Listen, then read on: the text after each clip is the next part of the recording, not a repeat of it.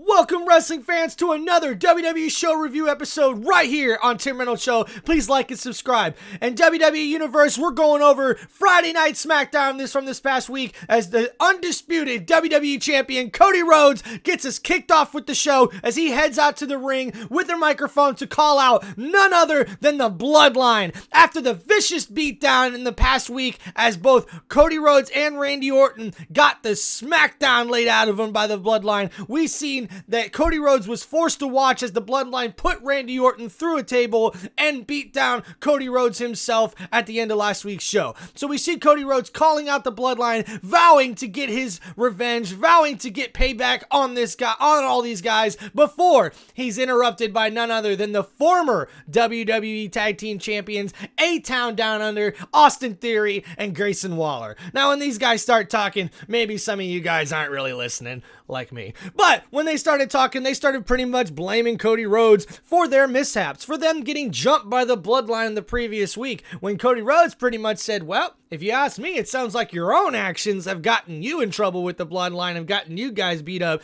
and that's the reason why you guys aren't tag team champions anymore. Well, A-Town Down Under did not take too kindly of this, as both Austin Theory and Grayson Waller would go ahead and try to jump Cody Rhodes, but not before the American Nightmare lays out the first couple of punches on both of these men. As we've seen a beatdown occur, Cody Rhodes ends up outside of the ring before we've seen somebody try to help even the score. That's right, a fan out in the stands, none other than championship boxer Terrence Crawford hands the WWE Champion a steel chair to try to help him even the score against both Grayson Waller and Austin Theory, as he comes in and lays him out with the chair, getting them both out of the ring before we see later on in the show, backstage, Cody Rhodes is going up to the general manager of SmackDown, Nick Aldis, begging for a match, asking for a match against both of these guys. He doesn't care that it's a handicap match or not. He just wants these guys in the ring tonight. Well, GM Nick Aldis doesn't really like this idea too much, as he tells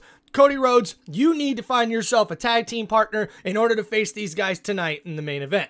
So we would see that's how our show would get kicked off here on Friday night, as Cody Rhodes is going to be looking to hopefully get a tag team partner by the end of the night to take on A-Town Down Under. And we would see the next match of the night, the first match to get us started out, was probably the best match of the whole entire evening, folks, as it was Carmelo Hayes versus Andrade, and these guys stole the show. We seen athleticism out the yin-yang in the ring, guys, as both of these guys are high flyers. Both of these guys showed us how badass of wrestlers they really are. Carmelo Hayes, he likes to call himself him, a guy who shoots and doesn't miss. Andrade, he's that guy who comes in quiet, collective, but is an assassin inside the ring, as we've seen these guys pretty much go at each other from the get-go. It went 0 to 60 real quick. It went 0 to 100 real quick. As these guys were going at each other, we had ourselves a high-flying matchup, but we seen Andrade was able to pull out the victory over Carmelo Hayes in this one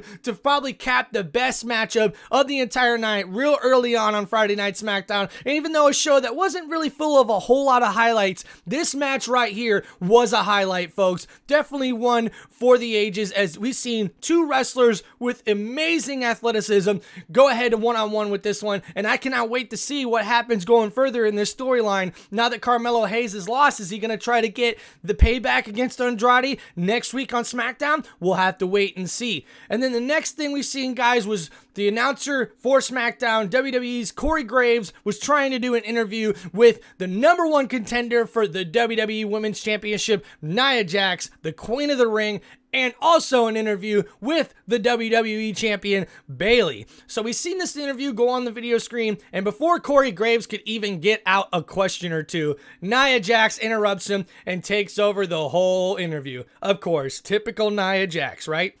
And as she's doing this, we also see a war of words happening between her and Bayley is not happy. She is not having any of this. As Nia Jax looks so confident, she's running her mouth up and down talking bad about Bayley before Bayley has a chance to really give it right back to Nia, which she does not like. Bayley has not been always very good on the mic, man, or always good when it comes to the war of words, but man, did she let Nia Jax have it in this one, man. I tell you what, what, we could see her clap back right away when Nia started talking smack to Bayley, and we're seeing this storyline build and build as we know Nia Jax is the number one contender, taking on the women's WWE champion Bayley at SummerSlam in a WWE Women's Championship match, and I cannot wait to see what happens as these two women cannot stand each other. As we've seen, the interview was abruptly cut short as Nia Jax ends the interview after the war of words with Bayley, where Bayley really gets her back, and that will be the end of that segment of the show.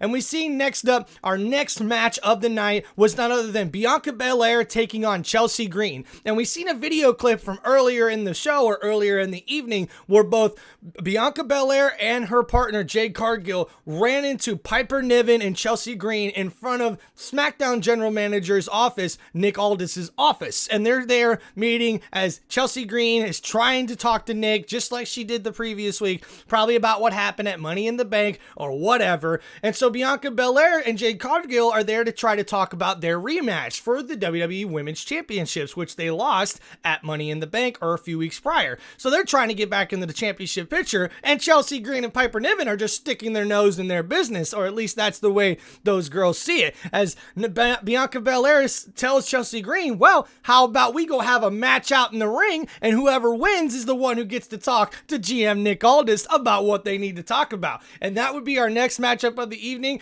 as we've seen some pretty good athleticism in this one, but Bianca Belair was definitely able to handle business very easily against Chelsea Green. Even though Piper Niven tried to get involved a little bit, Jade Cargill was not letting that happen as she got her girls back, and Bianca gets the victory in this one. But shortly after, we seen the new WWE Women's Champions, Adele Fry and Isla Dawn get on the video screen and call out the former champs. Yeah, names are hard to pronounce, but these girls are definitely a team to be reckoned with. The new WWE Women's Tag Team Champions call out Bianca Belair and Jade Cargill, laughing in their face, pretty much saying, you ain't getting these titles back, but hey, if you want a shot at it, we'll see. So we'll have to wait to see what happens on next week's SmackDown on whether or not Jade Cargill and Bianca Belair are going to be able to get their tag team championship rematch in the women's division.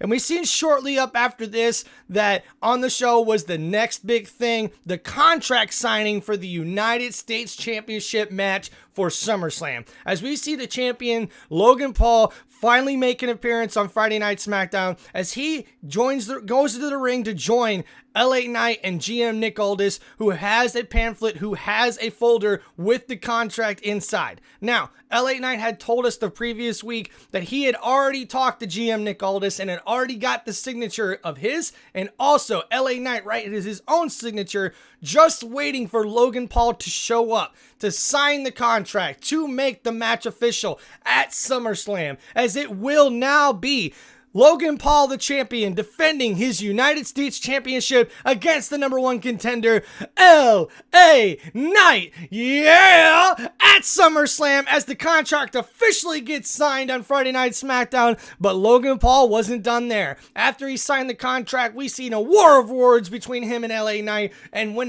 Logan Paul gets on the mic, you're gonna listen. That's for sure. And when LA Knight gets on the mic, you're gonna listen. That's for sure. And they definitely let each other at it. But at the end of this, we see Nick Aldis try to split these guys up. We've seen a little confrontation here. Things got a little heated.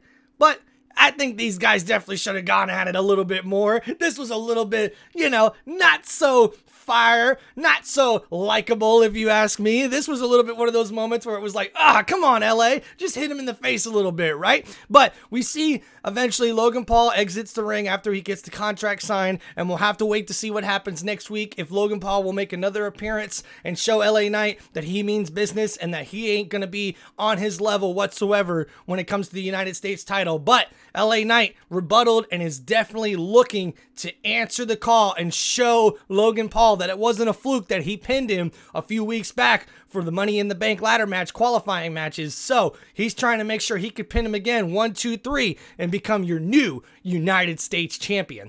And then we would see later on after this, guys, excuse me, And we also see a promo as Miss Money in the Bank would make a big promo video before we would come out to see our next matchup, a rematch from the week prior, as we see Miss Money in the Bank, Tiffany Stratton, take on Michin once again in a rematch from the previous week. And man, did we have ourselves a pretty good back and forth, as it looked like Tiffany Stratton was building momentum to get the victory over Michin, as she was laying a beat down with Nia Jax at ringside rooting on her friend Tiffany Stratton. We seen her definitely show out in the ring, showing Michin who's boss, before Nia Jax gets herself involved to try to stop Michin's momentum in this match. Well, once Nia Jax gets involved, it's only a matter of time. We see Bayley come out to ringside to help Michin out and help defend her friend. And when we see this, well, the WWE Women's Champion was not going to let Nia Jax do whatever she wants, as she takes out Nia Jax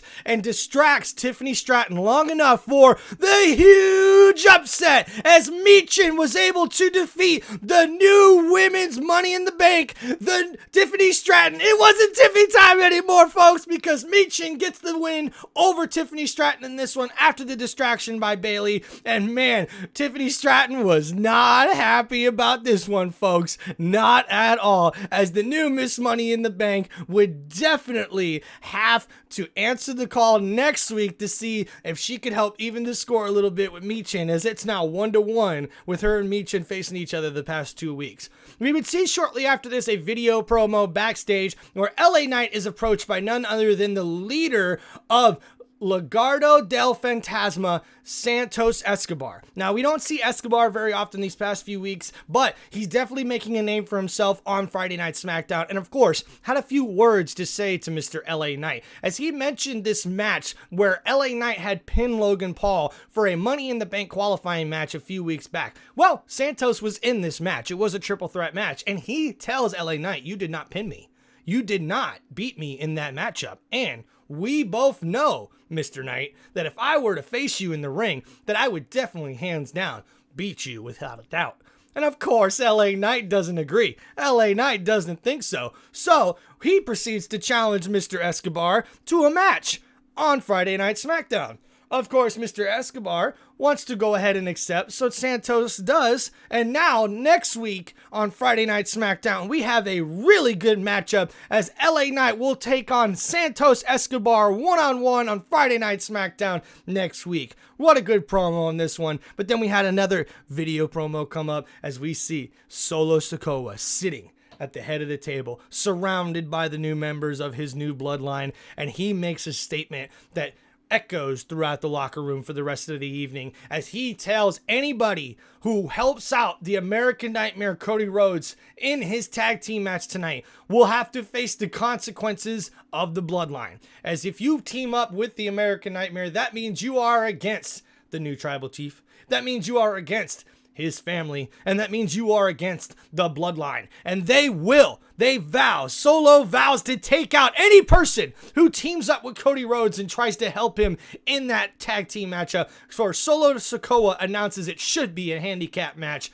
by the bloodline, will take out anybody who helps out Cody Rhodes. So it would be interesting to see who is going to team up with Cody Rhodes later on in the show. And we would see shortly after that, as Solo Sikoa would lay out that threat, we would wonder who's going to team up with Cody Rhodes. And as he heads out to the ring, we would find out it's none other than KO, Kevin Owens, as he answers the call for his friend Cody Rhodes and heads out to the ring, as it will be the WWE Champion Cody Rhodes and Kevin Owens taking on the tag team of A-Town Down Under, Austin Theory and Grayson Waller, in the main event of Friday Night SmackDown. And what a good main event that we had. Anytime Kevin Owens and the American Nightmare are in the ring, you know it's gonna be amazing, folks, as KO put on a show, knocking out everybody, and we see Cody Rhodes laying the smackdown in the ring on both Grayson Waller and Austin Theory. They couldn't handle the smoke that was in that ring with both of these competitors tag teaming up, and we would see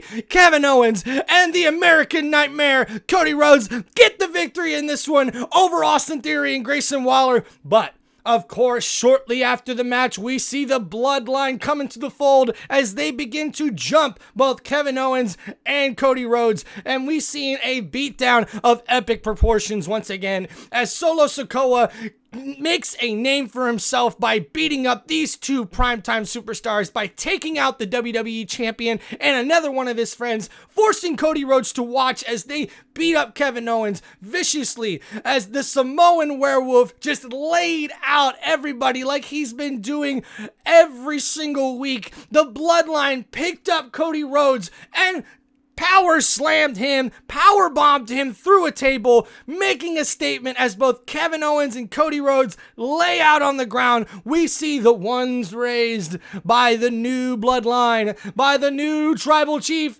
as Solo Sikoa makes a statement before SummerSlam that he is ready to become the new WWE champion, that he is ready to take out the American Nightmare Cody Rhodes. And this has been your Friday Night SmackDown show review right here on the Tim Reynolds Show. What a crazy, awesome Friday Night SmackDown we had, WWE fans. I really hope you liked the show. Please like and subscribe for this and more sports entertainment content right here on the Tim Reynolds Show. Peace out, everybody. Love y'all. Have a great day.